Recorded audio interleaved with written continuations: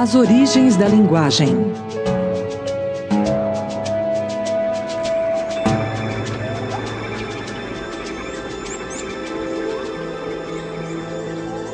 Há 2 milhões de anos, forçados por várias restrições, os primeiros humanoides saíram do continente africano e rapidamente se espalharam pelos 4 cantos do globo. Homo habilis, o homem de Pequim, Homo antecessor, Neandertal. Durante a exuberante profusão evolutiva, surgiu um dia na África, há 100 mil anos, o Homo sapiens, um humanoide com o dom da fala. Mas terá sido ele o primeiro a falar?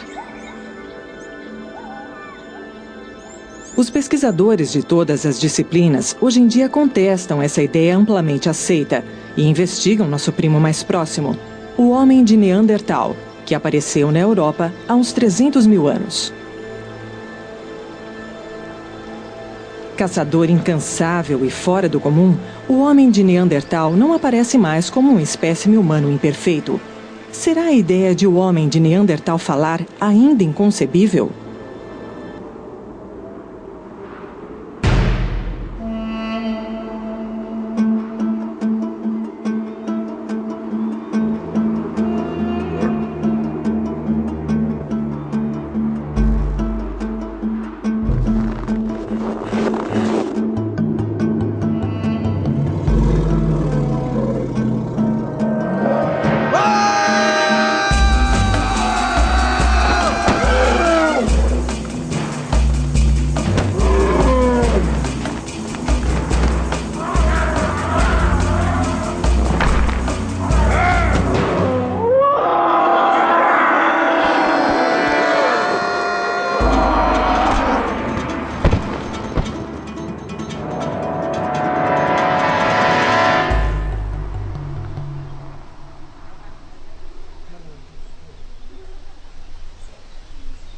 Como a linguagem não deixa registros fósseis, os cientistas precisam interpretar cada pista. Para saber se o homem de Neandertal falava, eles formam hipóteses baseadas em pistas deixadas por atividades, como a caça. Aqui, os homens de Neandertal se juntaram para transportar pedaços de carne de rena e extrair o máximo possível de comida. Eles removiam as partes macias, os músculos. Quebravam ossos para aproveitar o tutano amarelo rico em gordura. Esmagavam as extremidades das articulações para obter tutano vermelho, rico em sangue que guardavam próximo ao local de origem. Era como se fosse um matadouro do período paleolítico médio. Tal operação exige uma linguagem em comum, já que é preciso se comunicar com os outros que estariam envolvidos no mesmo tipo de trabalho. Também é importante poder conversar com os outros do grupo sobre a estocagem de comida, uma atividade altamente especializada. A ideia de preservar comida para o consumo futuro. Trata-se também de uma atividade altamente especializada por envolver o meio ambiente com o qual estão perfeitamente familiarizados. Tudo isso indica que esses povos tinham habilidades cognitivas muito semelhantes às nossas. E essas habilidades cognitivas, em minha opinião, sugerem habilidades linguísticas de uma complexidade muito similar. Bruno Morrey levanta essa hipótese, porque cientistas que estudam o homem de Neandertal o consideram mais evoluído e mais semelhante a nós do que se pensava originalmente.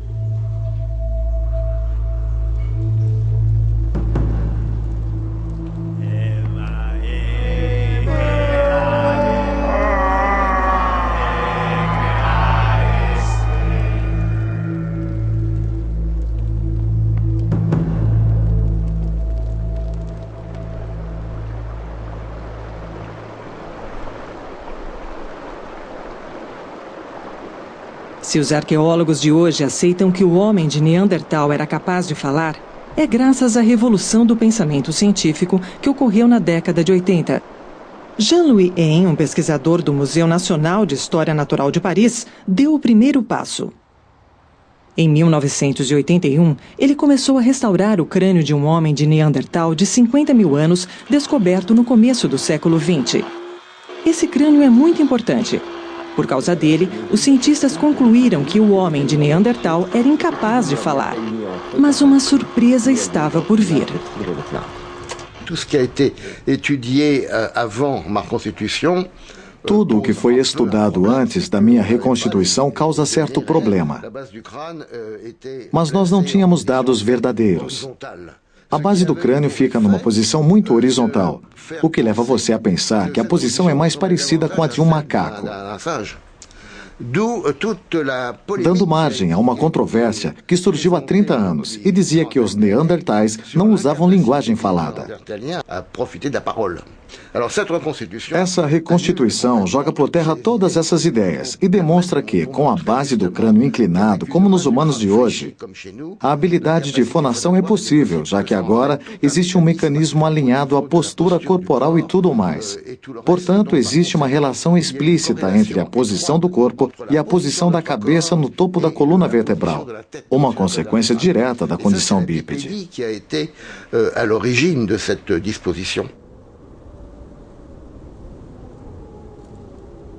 Um ano depois, em 1982, um novo elemento surgiu para apoiar os cientistas que acreditavam que o Neandertal era anatomicamente capaz de falar. Um grupo internacional de pesquisadores retornou às escavações iniciadas na década de 30. Dois antropólogos, Anne-Marie Tillier e Baruch Arensburg, faziam parte da equipe. A descoberta deles ocorreu numa caverna do Monte Carmel, perto de Haifa, no Oriente Médio. Uma região que sempre foi uma passagem natural entre a África e o resto do mundo. As trilhas de nossos vários ancestrais em busca de outras áreas, climas e ecossistemas se encontraram aqui por mais de 2 milhões de anos. Um cemitério neandertal de uns 60 mil anos deu a eles material para pesquisar.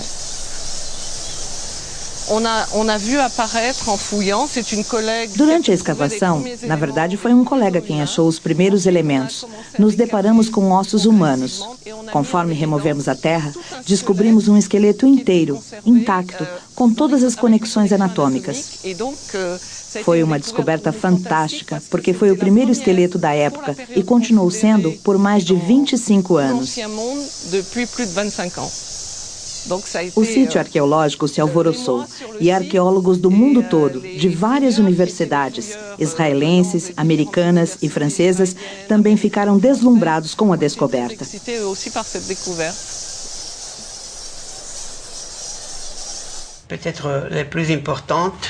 Talvez a descoberta mais importante tenha sido este ossinho, oioide. Pela primeira vez, ele foi encontrado num espécime humano muito antigo. O oioide é a base da fonação.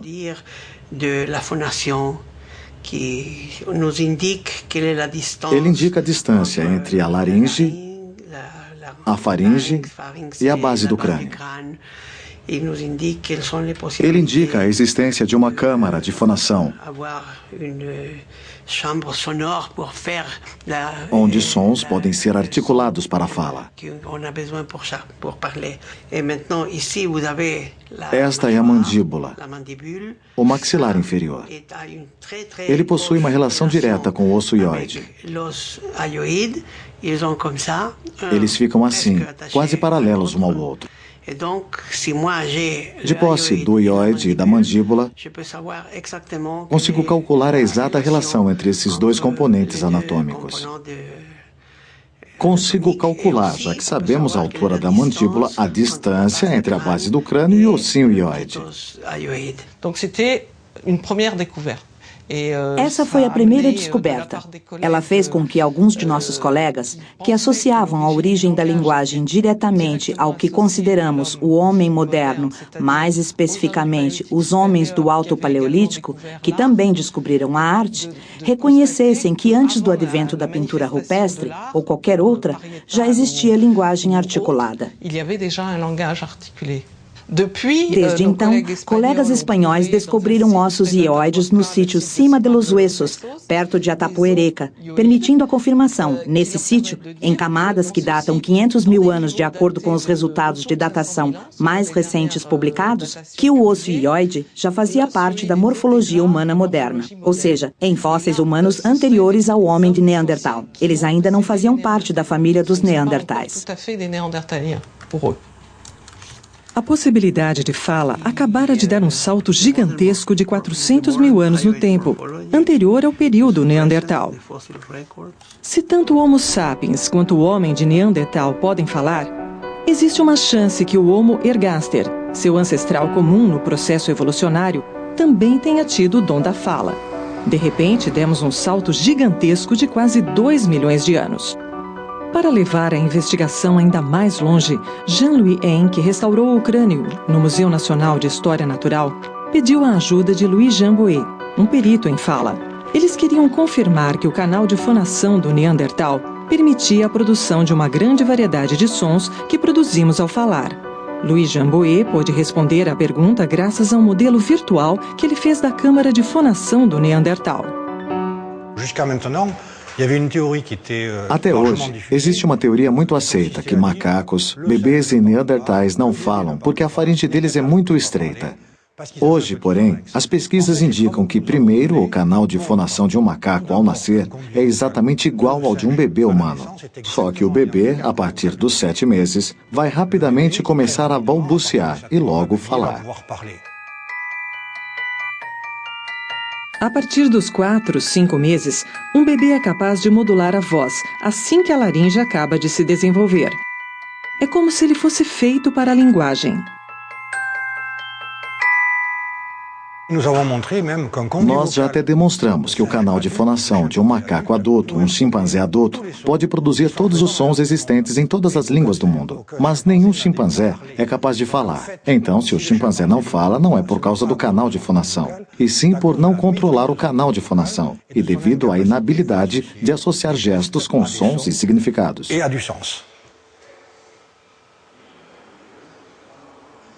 Os cientistas, então, tiveram que abandonar a teoria que o Homo sapiens foi o primeiro a falar graças à posição do canal de fonação. Mas se ter órgãos de fonação não basta, onde devemos procurar a origem da linguagem?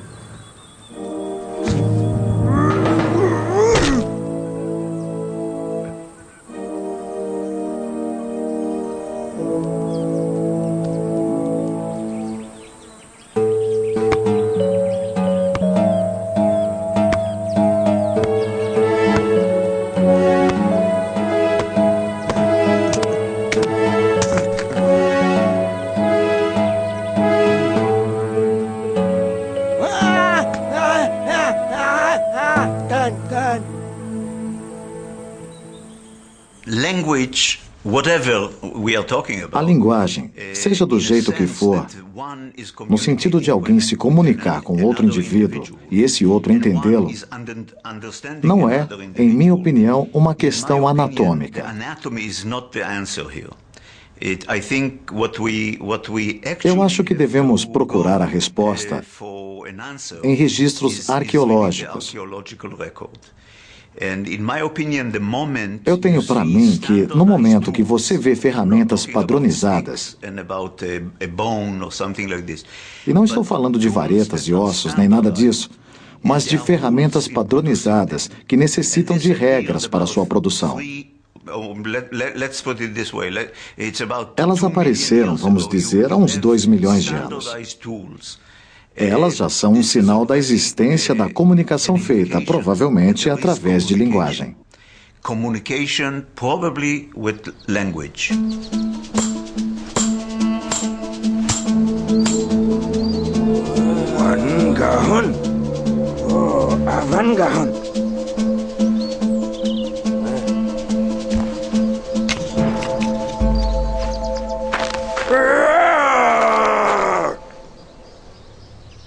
Qui dit technologie complexe dit apprentissage, dit transmission. Tecnologia complexa implica aprendizado, que implica em transmissão de conhecimento.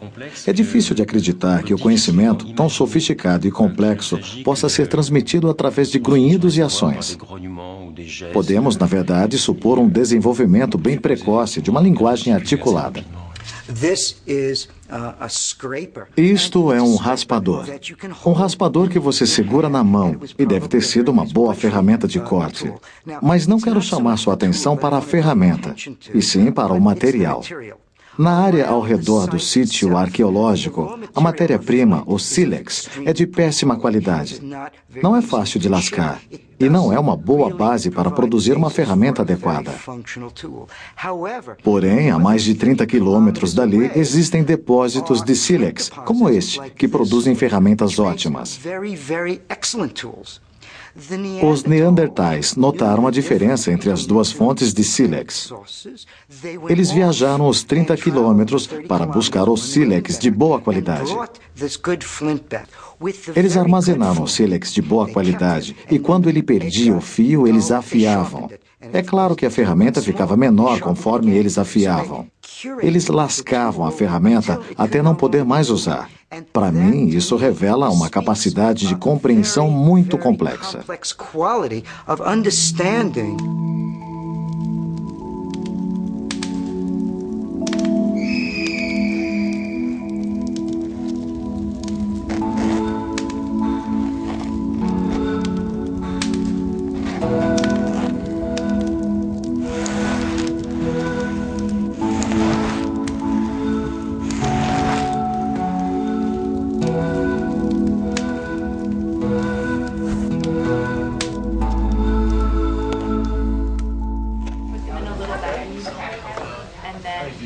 Imaginar uma forma antes de esculpi-la em sílex.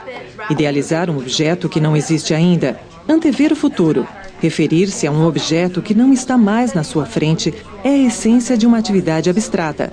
E a linguagem não pode existir sem pensamento abstrato. Até agora, os arqueólogos se preocuparam com a questão da representação abstrata existente na arte rupestre, ou nas esculturas, entalhes em marfim ou chifres. Não existe nada do gênero entre os neandertais, apesar de haver evidências que os neandertais da costa da França produziram ornamentos, indicando assim que, de alguma forma, eles eram capazes de representação abstrata. Eu diria que eles eram mesmo capazes de utilizar uma linguagem.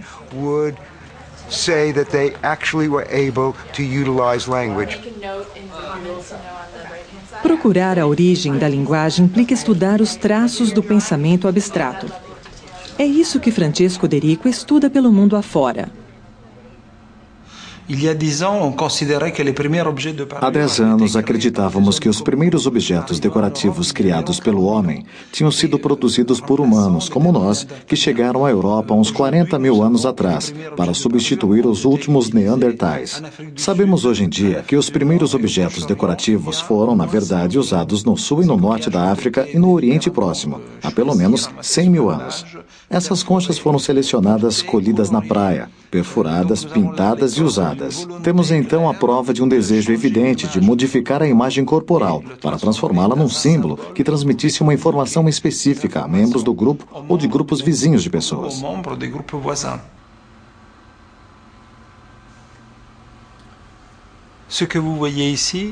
Estamos vendo um fragmento de óxido de manganês usado como corante pelos neandertais há uns 50 mil anos.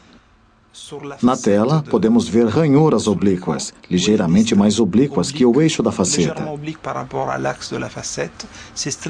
Os neandertais fizeram ranhuras friccionando o corante contra um fragmento de arenito.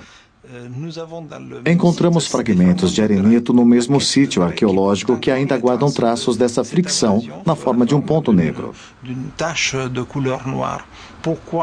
Que uso davam a ele? Devido a uma análise microscópica do corante e um exame de aspereza da superfície da faceta, achamos que os corantes, depois de uma fricção inicial, devem ter sido aplicados a uma superfície macia, tal como pele humana ou animal, talvez para produzir pinturas corporais.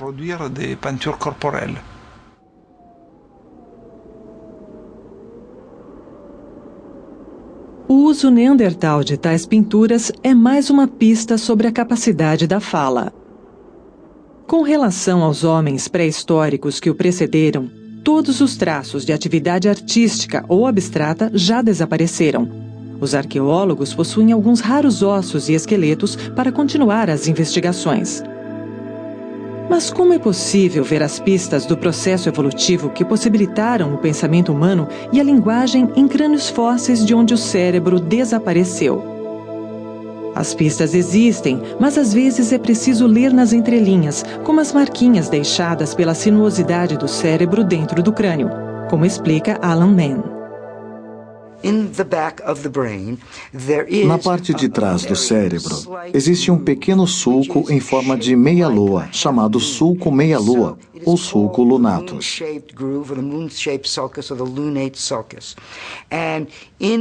Nos macacos, o sulco avança por uma área maior no cérebro. Ou seja, a parte posterior do cérebro, que recebe as imagens vindas dos olhos, é comparativamente maior.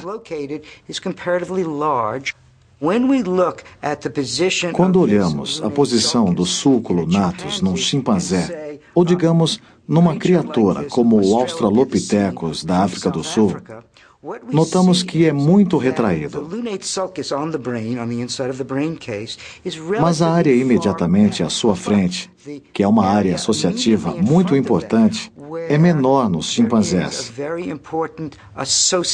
Essa área associativa, localizada logo abaixo do osso parietal, parece ser maior no Australopithecus. Se ela tivesse desenvolvido nas etapas iniciais da evolução humana, quer dizer que essas criaturas, apesar de terem um cérebro do tamanho do cérebro de um macaco, eram capazes de acumular muito mais informações sobre o ambiente em que viviam.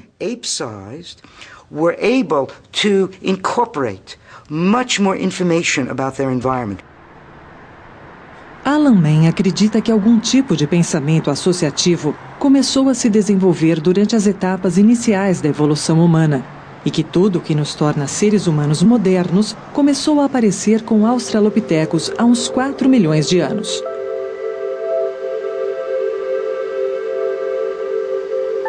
É no Laboratório de Evolução Humana em Leipzig que Jean-Jacques Blanc impulsiona essa linha de pesquisa. Usando um scanner, ele compara o crescimento dos crânios dos primeiros hominídeos ao do homem moderno, da infância à vida adulta. Visualizando assim, em 3 dimensões, o modo como o cérebro de uma criança se desenvolve, na esperança de revelar o papel desempenhado por mecanismos de crescimento na aparição da linguagem. O homem nasce com um cérebro minúsculo, cerca de 1/4 menor que o cérebro de um adulto.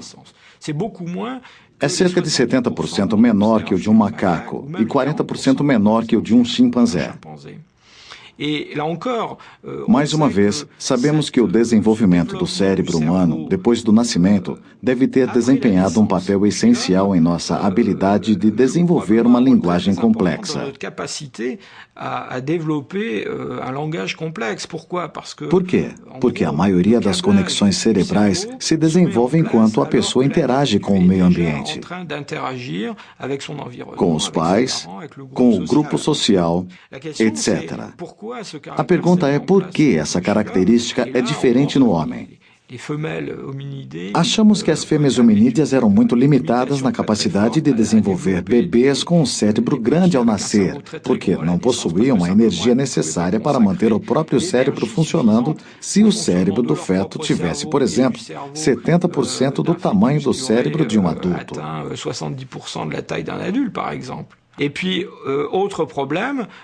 Outro problema é que, pelo fato de sermos bípedes, precisamos de uma pelve muito estreita. Mais uma vez, já nascer com o cérebro desenvolvido entra em conflito com a nossa fisiologia durante a evolução.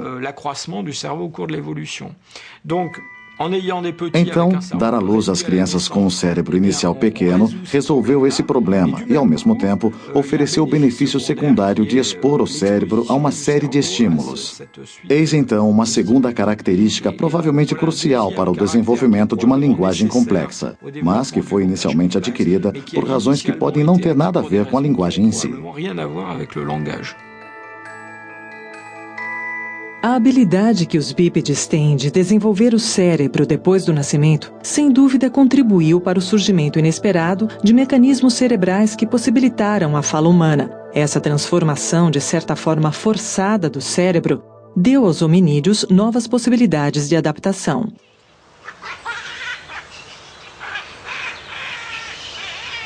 Por incrível que pareça, foi o campo da psicologia que trouxe a questão da origem da linguagem de volta ao primeiro plano.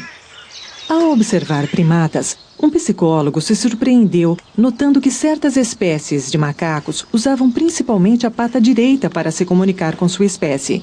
A mão direita é controlada, como no exemplo desses primatas, pelo hemisfério esquerdo do cérebro, que sabemos há muito tempo ser a localização das áreas de linguagem em humanos.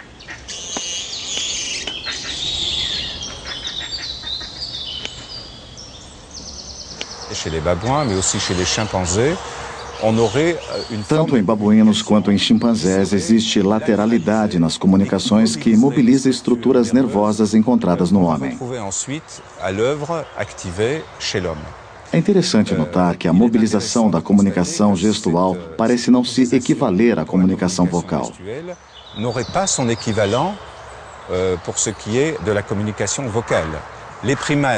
Primatas não humanos vocalizam, dá para ouvir, mas pesquisas em... A mão direita é controlada, como no exemplo desses primatas, pelo hemisfério esquerdo do cérebro, que sabemos há muito tempo ser a localização das áreas de linguagem em humanos.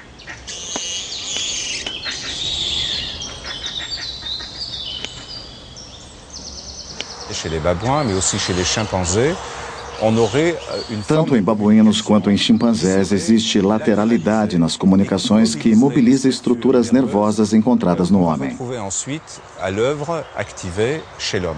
É interessante notar que a mobilização da comunicação gestual parece não se equivaler à comunicação vocal.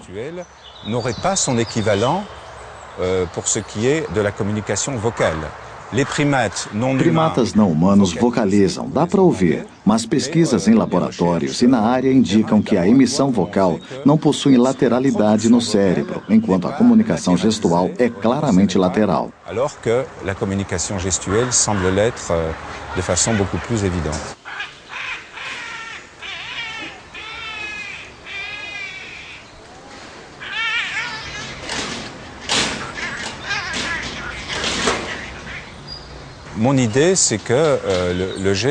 Minha teoria é que os gestos são organizados de forma diferente da vocalização.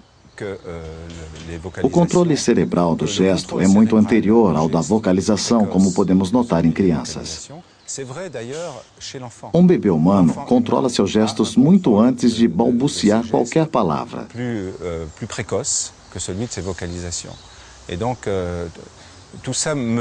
Tudo me leva a apoiar a ideia de que o sistema gestual desempenha um papel crucial no longo processo que leva à linguagem.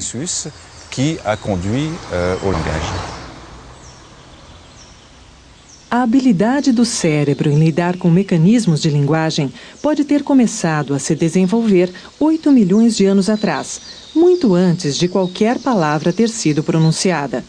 Pode ser que o uso da mão direita para a comunicação esteja por trás do motivo de o hemisfério esquerdo do cérebro se especializar na linguagem. É exatamente no hemisfério esquerdo que são encontradas as duas áreas responsáveis pela linguagem: a área de Broca, que comanda a produção de linguagem, e a área de Wernicke, que é responsável pela compreensão da linguagem. As duas áreas estão conectadas por um corredor neural chamado arcoide de fascículos. Se cette hypothèse-là est vraie, se a hipótese for verdadeira, então a linguagem de sinais deve possuir uma importância específica, já que as áreas do cérebro que nos permitem entender o que ouvimos, as áreas de Broca e Wernicke trabalhando juntas, devem ter sido, a princípio, as áreas que possibilitaram entender o movimento de um sinal e interpretá-lo. Isso deve ter evoluído até a compreensão dos sons de uma língua. Então formulamos a hipótese que, se fosse verdade, ao apresentar a linguagem de sinais a alguém que não compreendesse, deveríamos ver as áreas de compreensão serem ativadas. Foi o que tentamos. Convidamos pessoas para assistir a uma história na linguagem de sinais ou a uma história em linguagem falada.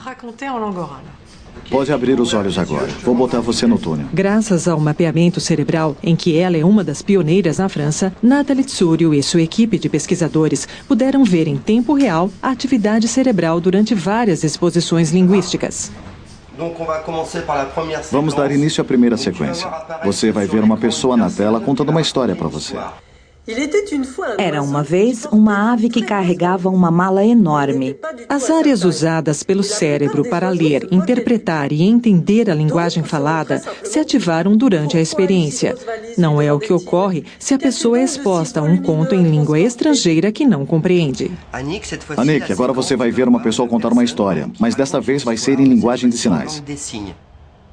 Apesar de a pessoa não entender a linguagem de sinais, são as mesmas áreas usadas pelo cérebro para ler e interpretar a linguagem que entram em ação, mas não são apenas elas. Enquanto via a história ser contada na linguagem de sinais, o cérebro ativou as áreas de compreensão linguística com a mesma intensidade. Podemos então pensar que é mais um argumento a favor da hipótese de que a linguagem se desenvolveu a partir dos gestos e que são, de fato, essas regiões que tornaram possível a decodificação dos gestos e a apreensão de algum significado e se tornaram as regiões da compreensão da linguagem. Portanto, o significado, sua integração, a formulação e a transmissão formam um núcleo comum, não importando se é linguagem de sinais ou até uma pantomima. Não é impressionante conseguir ler um traço indelével em nosso cérebro de uma atividade que remonta a mais de 4 milhões de anos?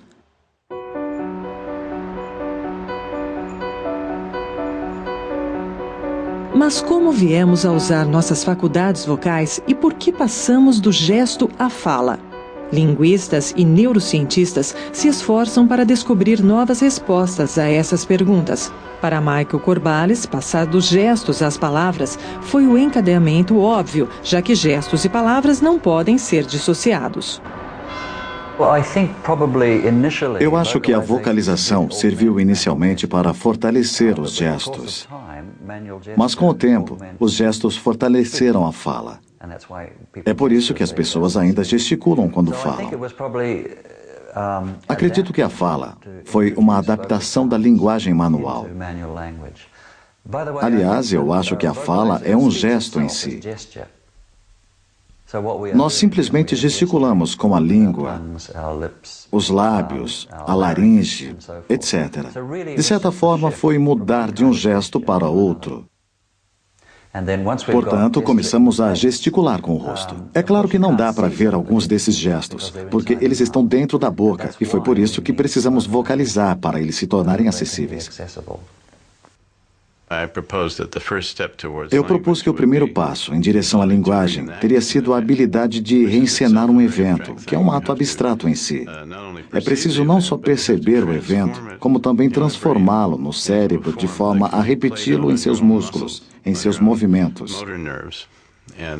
Para conseguir isso, o cérebro só pode fazer uma coisa: mexer os músculos. Como não é possível criar desenhos em seus músculos, em seu rosto, em sua voz, em seu corpo para representar um evento que você presenciou, não há como transmitir o conhecimento para fora do seu cérebro para outra pessoa. Então, o primeiro passo, a meu ver, foi a mímica, a habilidade de encenar eventos.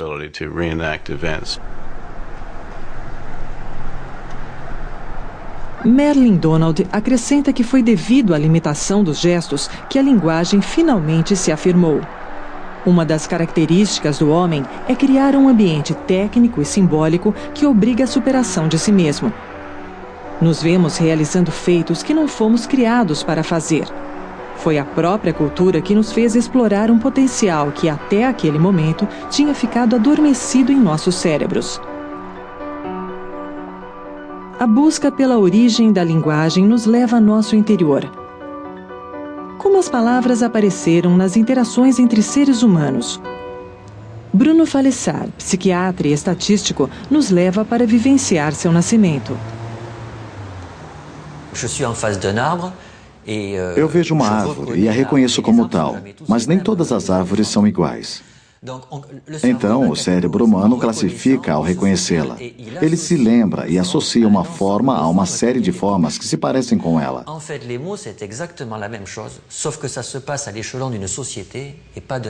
É a mesma coisa com palavras, só que acontece em nível social e não em nível individual. Nós vemos árvores que podem estar cheias de frutas que gostaríamos de comer. Então, eu quero me referir àquela coisa lá, que em minha cabeça é uma árvore, mas não possuo palavras para descrevê-la porque eu ainda não sei falar. Então, eu vou anunciá-la criando um som que corresponda àquela árvore. Depois de as pessoas começarem a chamar um objeto pelo nome atribuído a ele, percebemos que podemos criar um som correspondente ao que reconhecemos e que toma a forma da palavra árvore. Foi assim que chegamos à palavra árvore. Tudo é uma questão de classificação e reconhecimento. Linguagem é classificação. É uma série de formas comuns a todos nós a que atribuímos o mesmo som.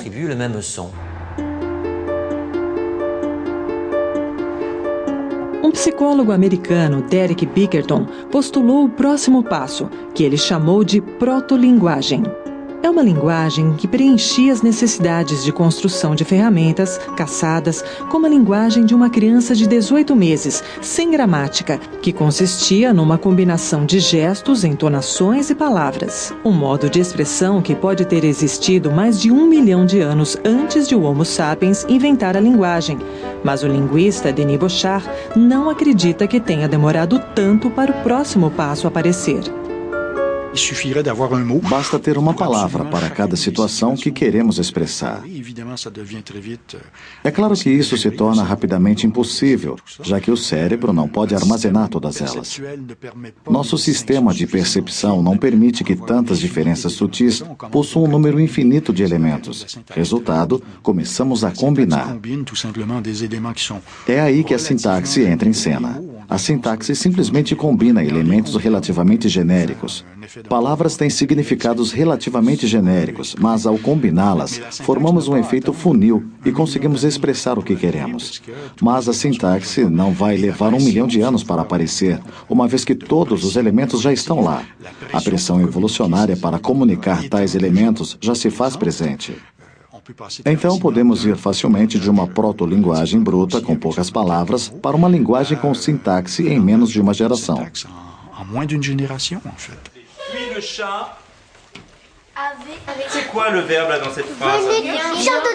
Qualquer criança sem educação formal, desde o momento em que é capaz de falar, consegue produzir e interpretar frases coerentes que nunca ouviram antes. É só mais tarde que ela aprende a gramática com suas várias regras. Com base nessa observação, Noam Chomsky revolucionou a linguística nos últimos 30 anos. Ele baseia seu pensamento na característica inerente da aquisição da linguagem. Essa abordagem intuitiva permaneceu controversa por muito tempo. Em sua opinião, uma mutação é a fonte de nossas faculdades linguísticas, nossa aptidão para a fala. Algo aconteceu, digamos, uma pequena mutação, que nos permitiu uma atividade que deu vazão a uma gama infinita de expressões hierarquicamente estruturadas. Essa atividade pode ter lançado mão de elementos conceituais que já estavam presentes.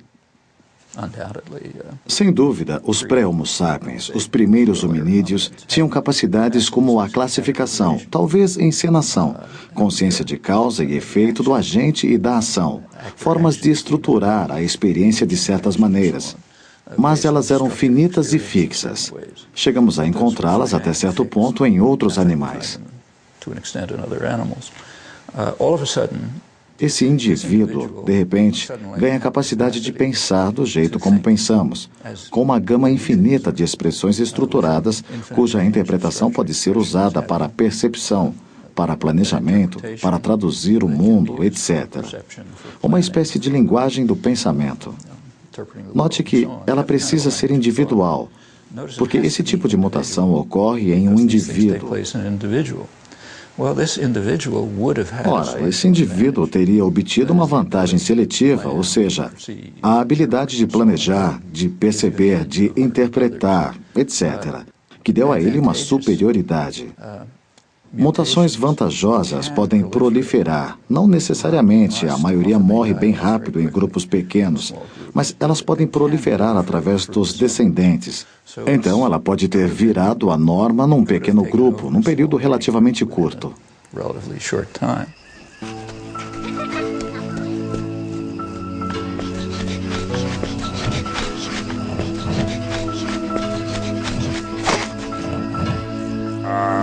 Veste Panvan. Aete Avandanyat Eteho. Aya. Evenhano. Etehega.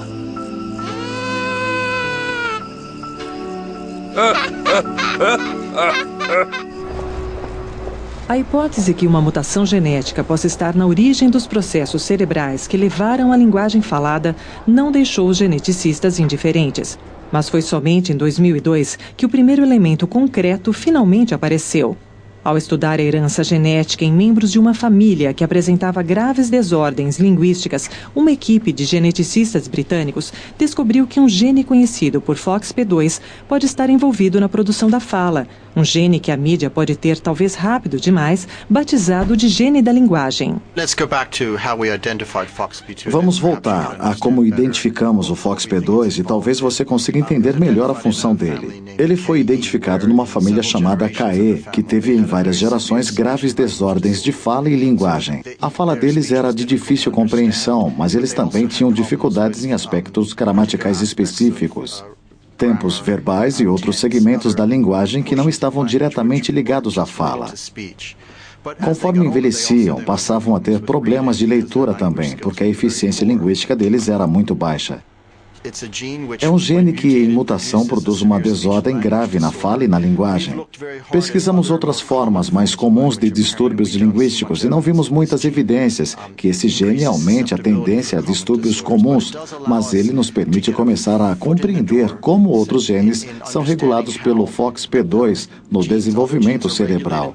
Isso pode fornecer mais vislumbres dos caminhos biológicos do desenvolvimento cerebral que estão envolvidos na linguagem.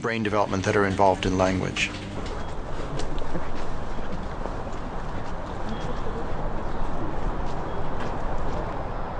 Paleogeneticistas começaram a conduzir pesquisas para descobrir exatamente quando essa versão do gene FOXP2, exclusivo do homem, fez sua aparição.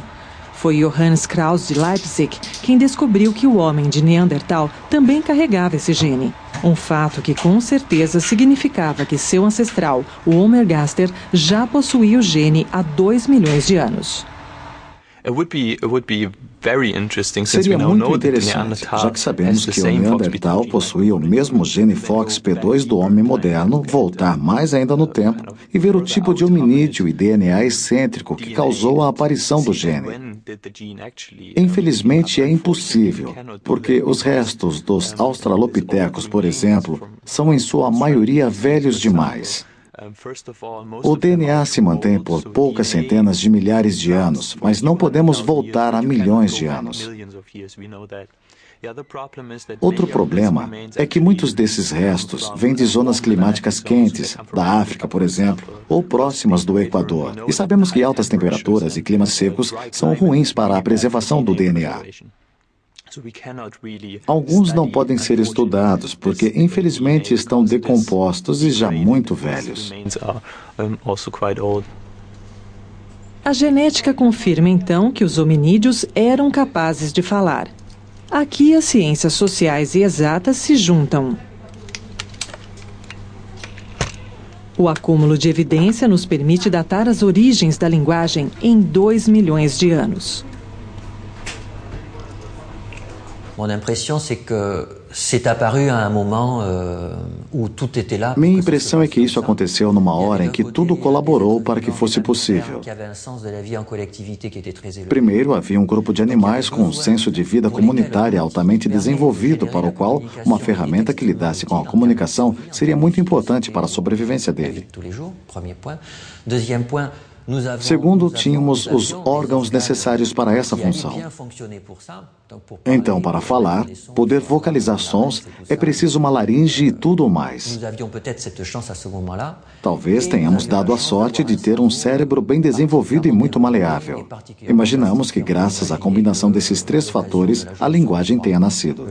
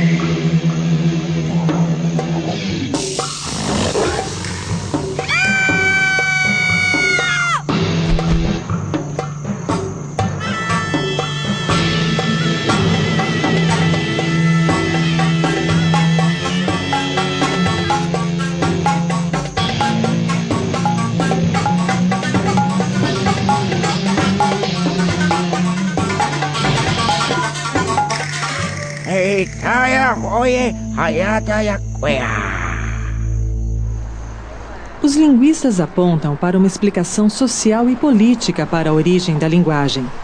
O homem é um ser social porque ele é um ser falante.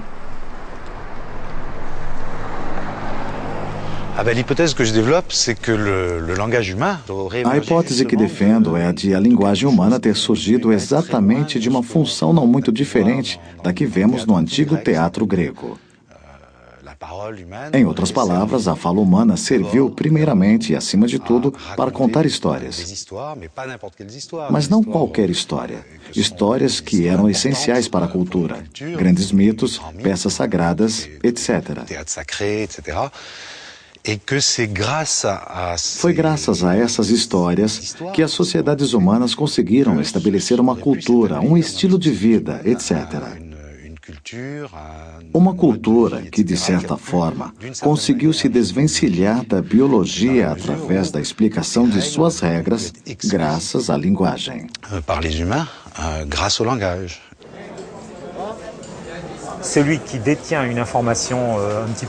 A pessoa com informações mais recentes transmite a outras e vai querer ser a primeira a fazê-lo. Isso nos dá uma ideia da importância da linguagem para a nossa espécie. Para avaliar a importância, tente entender por que as pessoas contam histórias e conversam. É muito simples. Tente não fazer isso por vários dias. As consequências são imediatas e definitivas. A pessoa que tentar vai sair do círculo social. A linguagem está intrinsecamente ligada à formação das redes sociais. Ce que permet le langage, c'est de coordonner. O que torna a linguagem possível é a coordenação da interpretação da realidade de duas pessoas. Nesse momento, uma nova perspectiva se abre, porque cada uma pode notar que não vê a realidade da mesma forma. Podemos então imaginar que exista outro jeito de ver o mundo, e estamos abertos para um mundo não individualista, com todo o potencial criativo que ele tem a oferecer.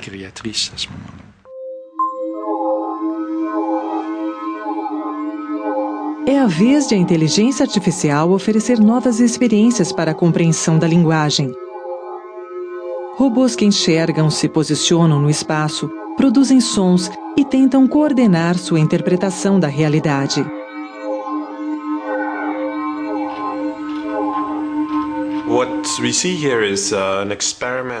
Esses dois robôs estão realizando uma experiência de atividade linguística. Um deles acabou de dizer uma palavra que representa um dos objetos do mundo, e o outro está apontando para o objeto que ele acredita ter sido nomeado.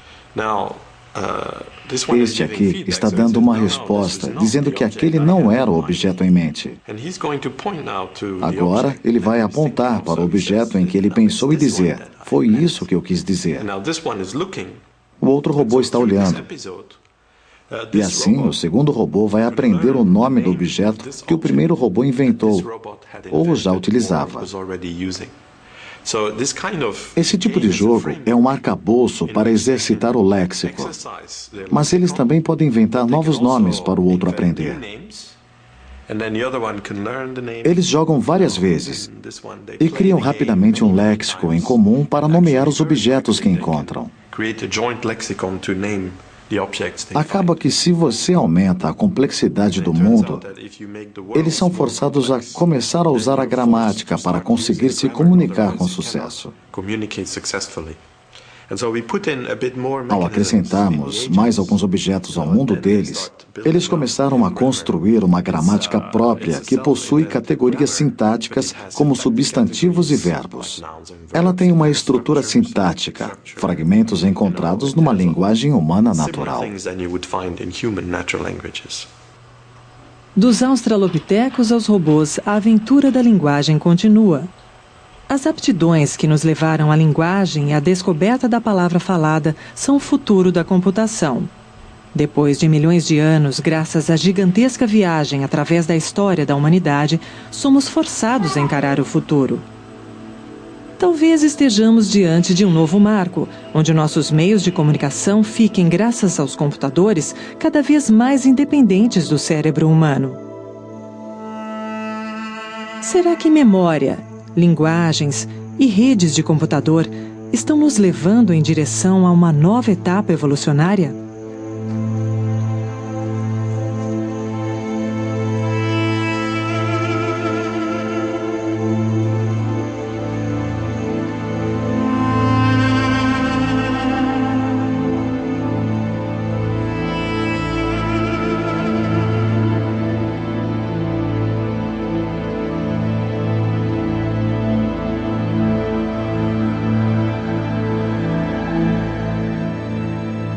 Distribuição Sinapse.